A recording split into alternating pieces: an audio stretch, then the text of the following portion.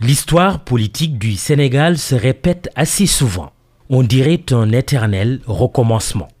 Parfois pour le bien du pays, parfois pour son mal.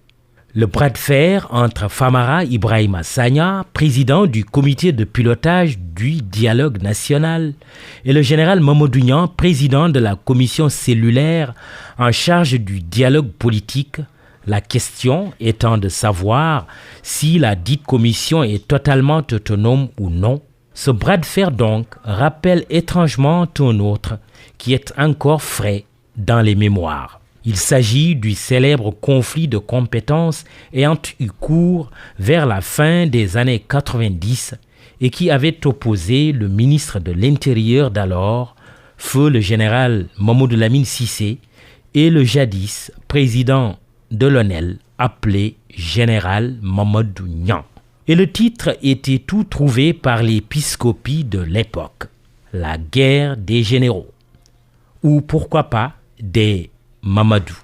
Cette guerre, pour ceux qui s'en souviennent, était cependant un mal pour un bien.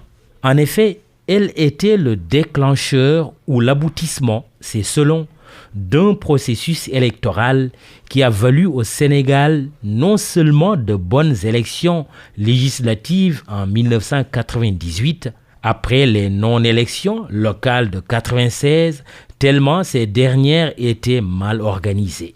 L'opposition de style entre les deux généraux avait permis à notre pays de réaliser sa première alternance par la voie des urnes.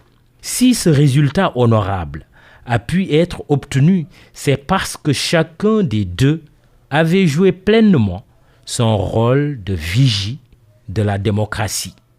L'histoire se répète donc, mais attention à l'histoire. Elle se répète toujours deux fois.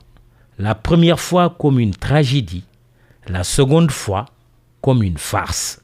Gageons que les deux présidents sauront faire mentir l'histoire et surtout qu'ils sauront s'élever à la hauteur de leur mission, des enjeux de l'heure et des seuls intérêts du pays en jetant à la rivière tout éventuel égocentrisme. La responsabilité du président de la République, détenteur exclusif des décrets ayant nommé Niang et Sagna, ne peut être passée sous silence. La définition des rôles et la délimitation des champs de compétences du premier nommé comme du second incombent naturellement et constitutionnellement au chef de l'État dans sa prérogative de définition de la politique de la nation. Les périmètres sont délimités d'ailleurs, mais de la volonté présidentielle de clarifier le jeu dépendront la crédibilité du dialogue national confié à Famara Ibrahima Sagna et celle du dialogue politique échu au général Mamadou Niang. Au-delà des deux anciens hauts fonctionnaires au caractère bien trempé, c'est le président Macky Sall lui-même qui engage sa responsabilité. Lui qui est accusé par ses contenteurs de vouloir utiliser le dialogue national pour des visées non avouées. Par parenthèse, le dialogue national ne présuppose-t-il pas une plus grande inclusion, mais véritablement des jeunes et des femmes à la gestion des affaires de la cité? Certaines nominations peuvent donner l'impression non seulement d'un tournage en rond, mais aussi d'un partage de gâteaux entre camarades ou frères de parti ou de coalition.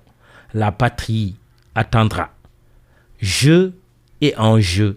Quand l'ancien président Abdou Diouf à Dakar depuis plusieurs semaines garde un silence agissant et dans l'ombre, son successeur et non moins ex-président Abdoulaye Wade agite au grand jour pour rester maître.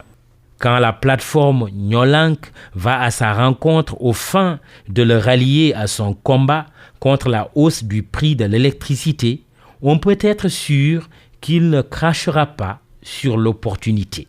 On peut également deviner qu'il ne vendangera pas son propre agenda pour juste faire plaisir à Nyolank et pas ricocher à ses anciens bourreaux, ces jeunes trublions yanamaristes. La question est enfin de savoir si tous ces beaux mouvements citoyens que sont Yanamar et Nyolank n'ont pas pris trop de risques en s'en ouvrant largement aux partis politiques.